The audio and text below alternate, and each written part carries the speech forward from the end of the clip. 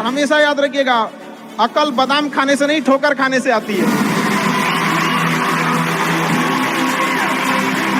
हमने इतिहास से यह सीखा है कि इतिहास से कोई कुछ नहीं सीखता।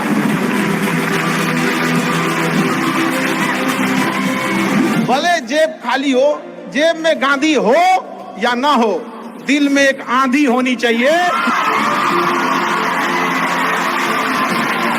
जो बोले हैं, जो ठाने हैं, वो कर लेंगे यहाँ पर, और नहीं कर सकते हैं तो दुर्भाग्य है इस भारत की धरती पर जन्म लिया हुआ।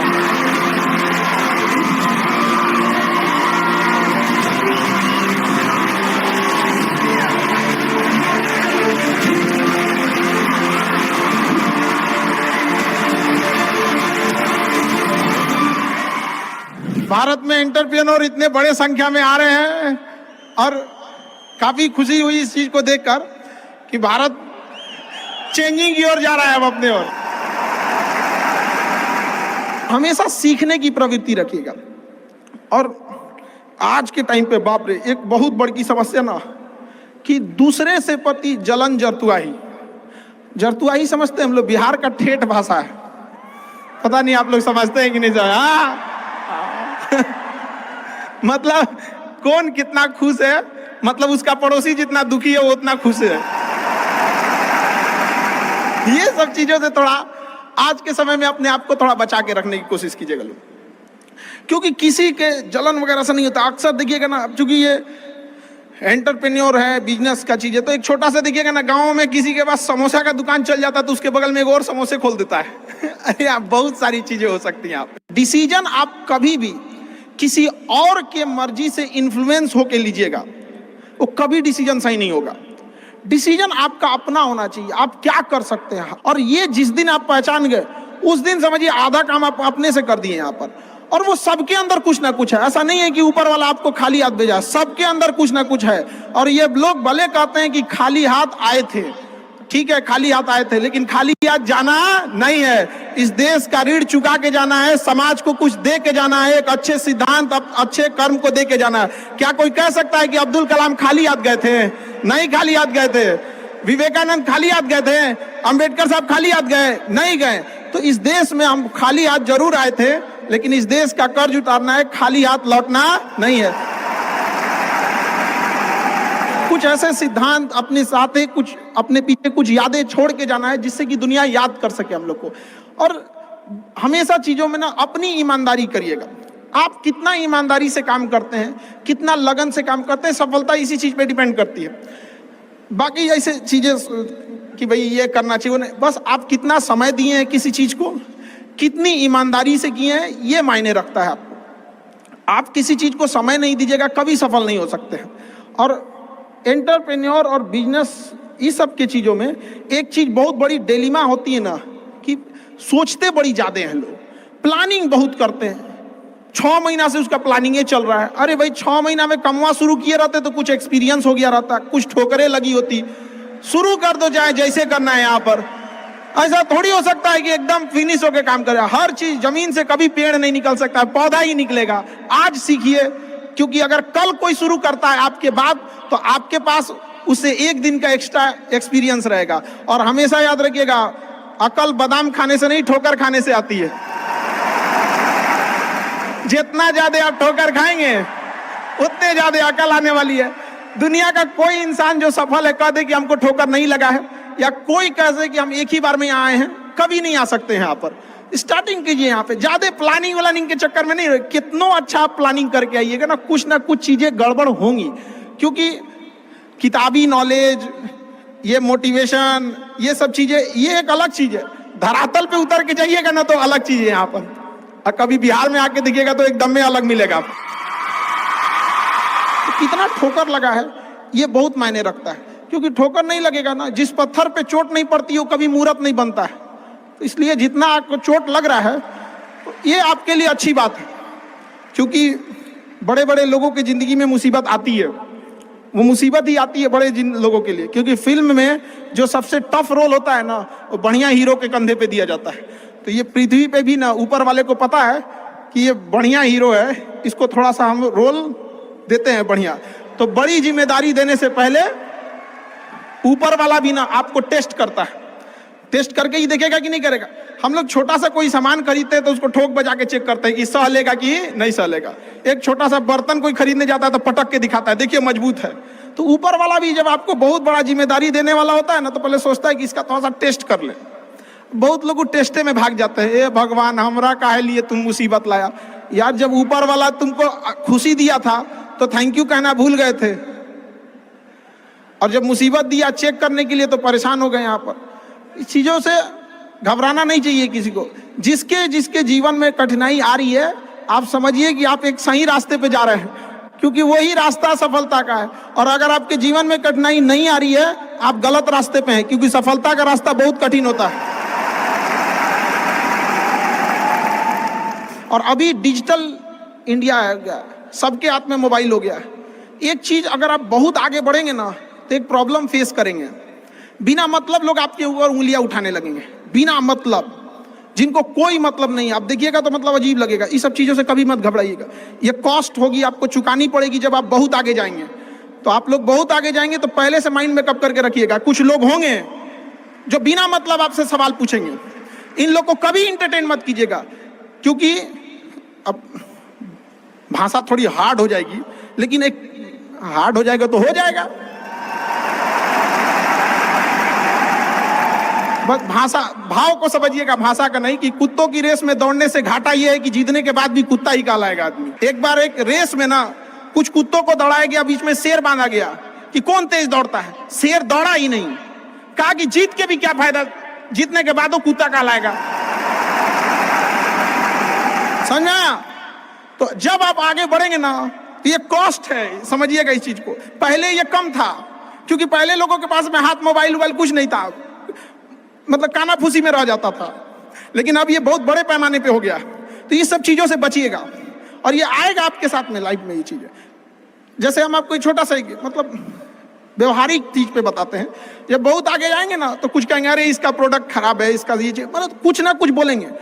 उसको बस ऐसे समझिएगा कि जब आप बढ़ते हैं तो आपके चेहरे पे कभी कभी कुछ दाने निकल जाते हैं, उसको छेड़ा नहीं जाता है। 10 दिन 15 दिन बाद वो खत्म हो जाता है, फिर दिखता तो है तो आपका चेहरा ही दिखता है। और ज्यादा खखोरेंगे ना तो उधर के बर्बाद कर देगा आपको। हम निकला है छोड़ दीजिएगा उसको। एक समय आएगा जब आप ही जाने जाएंगे। यहाँ लोग किस चीज पे नहीं उंगलियां उठा देते हैं, भगवान को उंगलियां उठा दिए लोग। अग्नि परीक्षा भगवान को देना पड़ा, हम लोग की क्या औकात है जी यहाँ पर। इसलिए भैया इस सब चक्कर में नहीं पड़िएगा आप। जो है वो एकदम परफेक्ट है, चाहे जैसे भी हो। गलतियां सबसे होंगी, जो गलती करिएगा उसको एक्सेप्ट कर लीजिएगा। हाँ हमारे पास ऐसे गलती हो गई, नेक्स्ट टाइम से हम सुधारेंगे, बट कोशिश कीजिएगा गलतियां ना हो। लेकिन सबके जवाब देने की कोशिश मत कीजिएगा। आप इंसान है, कोई डिटर्जेंट नहीं है कि सफाई करते चलते हैं आप। और काबिल इतना बनिए ना कि लोग आपको रोकने के लिए ना साजिश करना पड़े, कोशिश नहीं। उस लेवल पे जाइए। आपको यार ये कैसे आगे निकल गए यहाँ पर। आएंगी चीजों को, हम लोग भी फेस किए हैं, आप लोग भी फेस करना होंगे। यहाँ पे शुरुआत में सबको कॉस्ट चुकानी पड़ती है।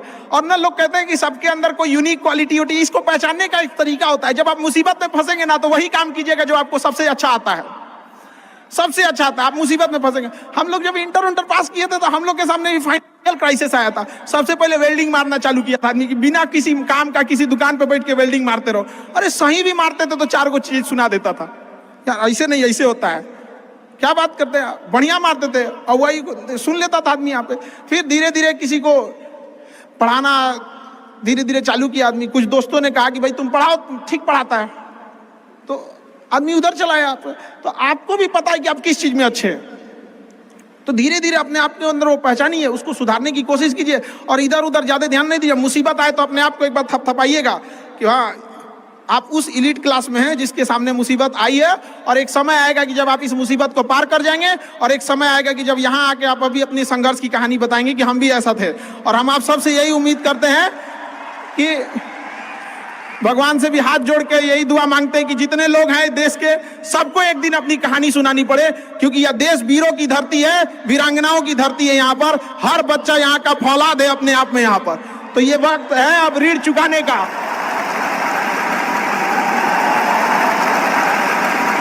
अब इस सदी में हमें अपना नहीं, अब इस देश का भी एक ऋण चुकाना होगा कि शायद पिछले जन्म में बहुत सौभाग्य, बहुत अच्छा काम किए होंगे तो हिंदुस्तान में जन्म लिए, वरना अगर जन्म के समय थोड़ा बहुत बॉर्डर क्रॉस करते ना, उधरिया हो जाते ना, अरे बाप रे बाप,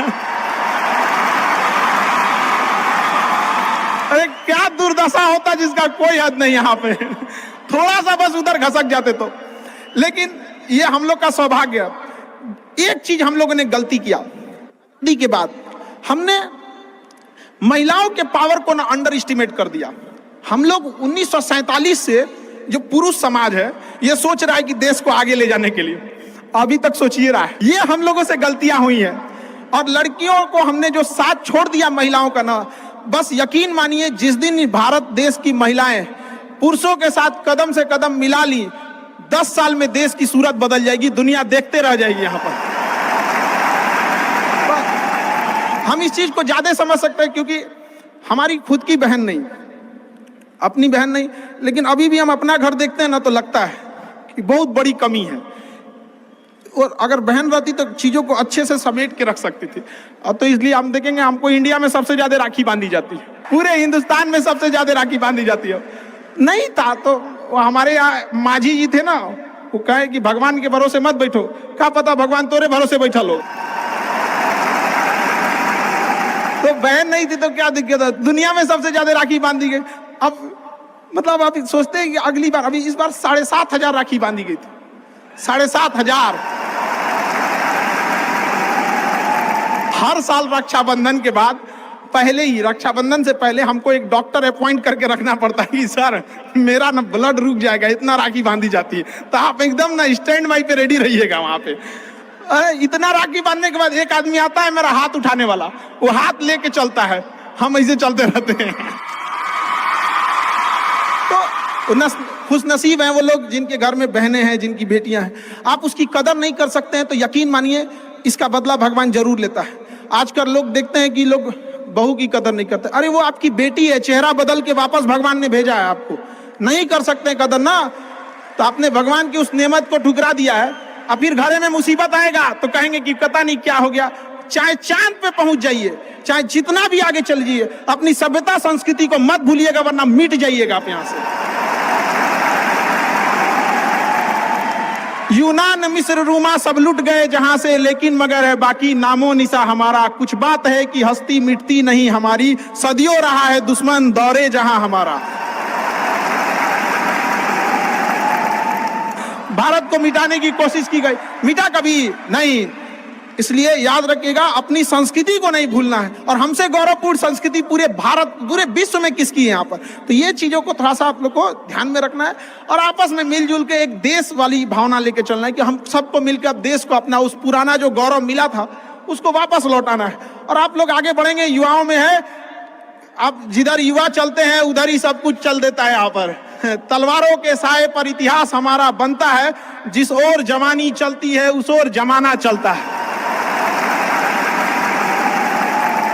आप युवा लोग हैं, आपको किसी कौन रोक सकता है यहाँ पे। मैं दरिया हूं, अपना हुनर जानता हूं, जिधर से भी गुजरूंगा अपना रास्ता बना लूंगा। तो युवाओं में यही तो एक है, भले जेब खाली हो, जेब में गांधी हो या ना हो, दिल में एक आंधी होनी चाहिए। जो बोले हैं, जो ठाने हैं वो कर लेंगे यहाँ पर, और नहीं कर सकते हैं तो दुर्भाग्य है इस भारत की धरती पर जन्म लिया हुआ, एक व्यर्थ हो जाएगा यहाँ पर। तो एक कहानी लिखना है जो आगे जाके सबको सुनाना है, और हर उस घर में 2 किलो अलग से मिठाई जाएगी जिस घर से आवाज आई थी कि इससे नहीं हो सकता है, अलग से एकदम ले भैया तोरे लिए स्पेशल है यहाँ पर।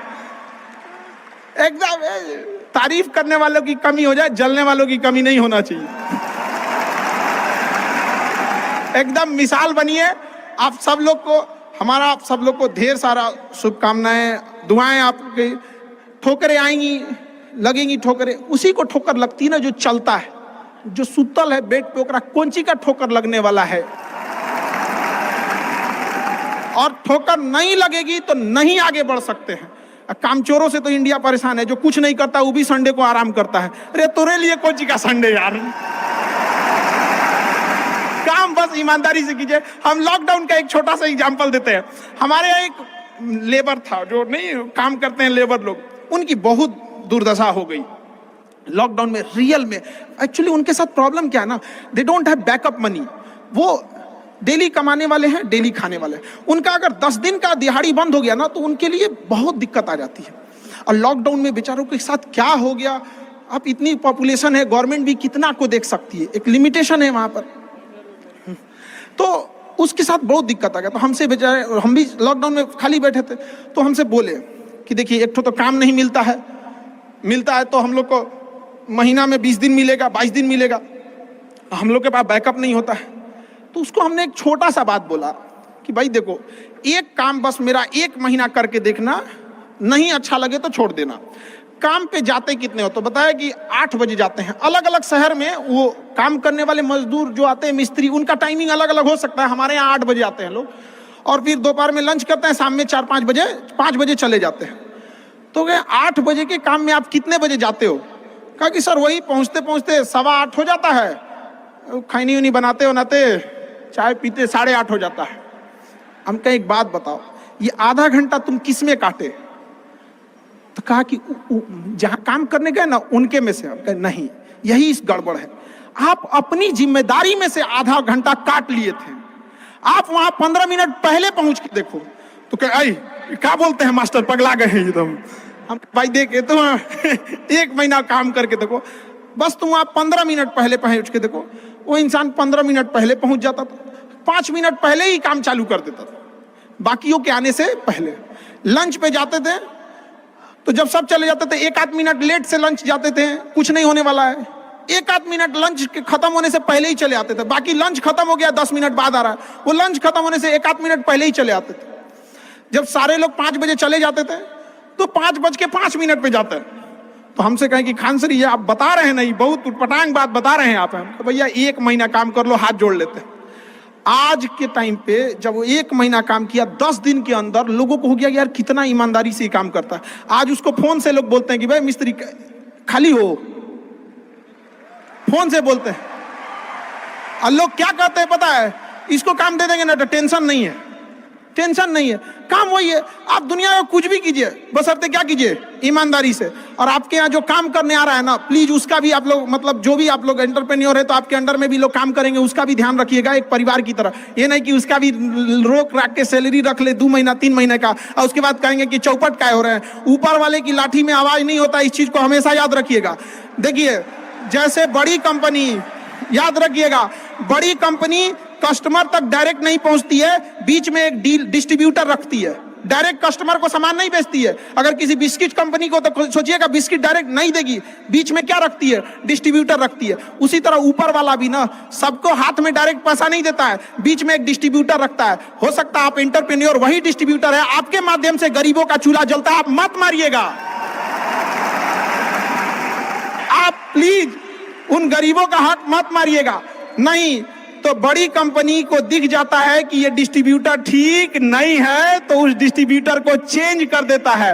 अगर गरीबों का हक मारेंगे और ऊपर वाले को नजर पड़ गया कि ये डिस्ट्रीब्यूटर ठीक नहीं है तो साइड कर देगा, और फिर कहेंगे कि अब हमारा बिजनेस चौपट हो गया। अरे बाबू तुम खुद चौपट किया अपने आप।